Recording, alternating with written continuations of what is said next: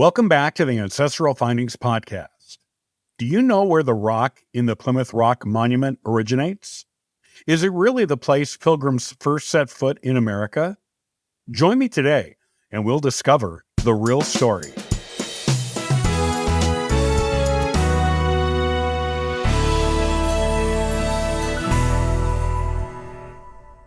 Everyone who has been through an American public school knows the story of Plymouth Rock, the legendary first piece of dry land the Pilgrims stepped on after their long and arduous Mayflower journey across the Atlantic. As the place where our first English immigrants encountered and stood on the area that would become part of New England, the rock is a famous artifact on its own. You can even see it today in Plymouth, as it is a major tourist attraction for the town. But the Mayflower landed in 1620. After 396 years, how can we be sure that the rock on display in Plymouth is the actual one upon which the Pilgrims first stood? Here's what you need to know about the history of Plymouth Rock. If you've ever seen Plymouth Rock, you know it's much smaller than you imagined before you visited it. Most first-time visitors have a "that's it" reaction to first viewing the rock. While the rock has had pieces chipped off of it over the centuries by souvenir seekers and was broken in half and cemented back together at one point, it was never a large rock in the first place. If you are expecting something large and dramatic at Plymouth, be prepared to be underwhelmed. There are far more intriguing and beautiful historic sites in town. Still, a visit to Plymouth means a look at the famous rock will naturally be a must-do on your list of activities. It's easy to imagine the supposed birthstone of America to be a giant when, in fact, it is barely even a small boulder. It is really just a large rock. But when you take its history into consideration, it is amazing the rock is there for visitors to view today at all. First of all, none of the Mayflower passengers made any written reference to stepping on a particular rock upon landing on American shores. In fact, the Pilgrims' first landing place in the New World wasn't Plymouth at all, but the tip of Cape Cod, where they stayed anchored in the harbor while doing a few land expeditions for a month before sailing to Plymouth. It was over a century later, in 1741, that a boulder weighing 10 tons, located in Plymouth Harbor, was announced as the location where the first Pilgrim feet stood in America. The person who made this announcement was Thomas Founce, who was 94 years old at the time. Founce's father came to Plymouth 3 years after the Mayflower, in 1623. Founce claimed his father told him some of the original Mayflower passengers showed him the boulder and promised it was the exact spot where they landed. A wharf was going to be built over the boulder, and Founce, who had grown up hearing the story of the boulder from his father, wanted to take a last look at it.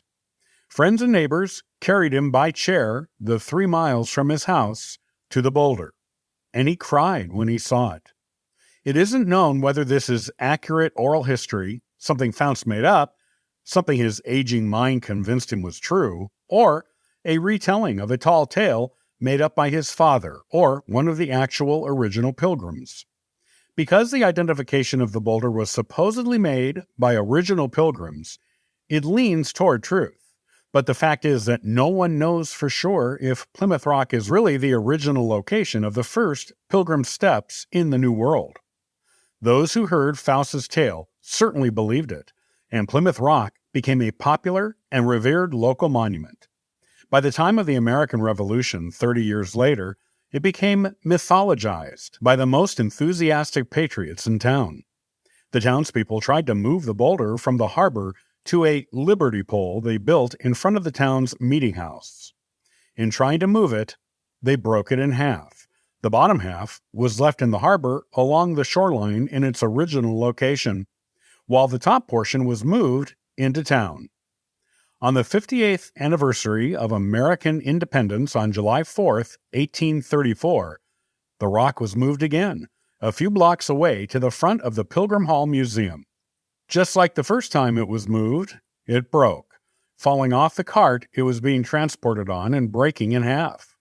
Souvenir seekers almost immediately set upon the half in the street with hammers and chisels to get a piece of early American history.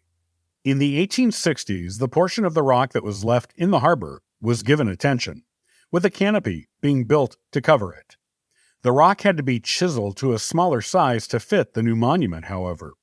Several years later, it was revealed that a 400-pound piece of the shoreline rock that was carved off to fit the canopy monument was being used as a doorstep on a historic house in town.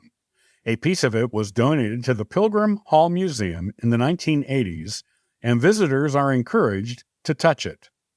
In 1880, the top half of the rock that had sat in town for over a century was returned to its bottom half in the harbor and cemented back together. The date of the Pilgrims' arrival, 1620, was carved into the stone, which replaced numbers that had previously been painted on it. In 1920, which was the 300th anniversary of the arrival of the Pilgrims, the current location of Plymouth Rock was established, with a Romanesque temple over it in town. Because of all the moves, breaks, whittling, and chipping from souvenir seekers, the rock that graces this monument is only about a third, or possibly half, of the size of the original, and only a third of that is visible, with the rest being under the sand at the bottom of the monument. That is why the rock you see today looks so small, yet it remains one of New England's most popular attractions, with over 1 million visitors each year to this enduring piece of Americana.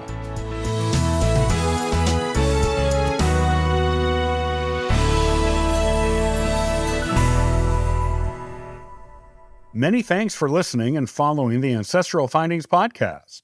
Visit ancestralfindings.com to download a free genealogy ebook, inquire about a free genealogy lookup, and register for the weekly historical postcard giveaway.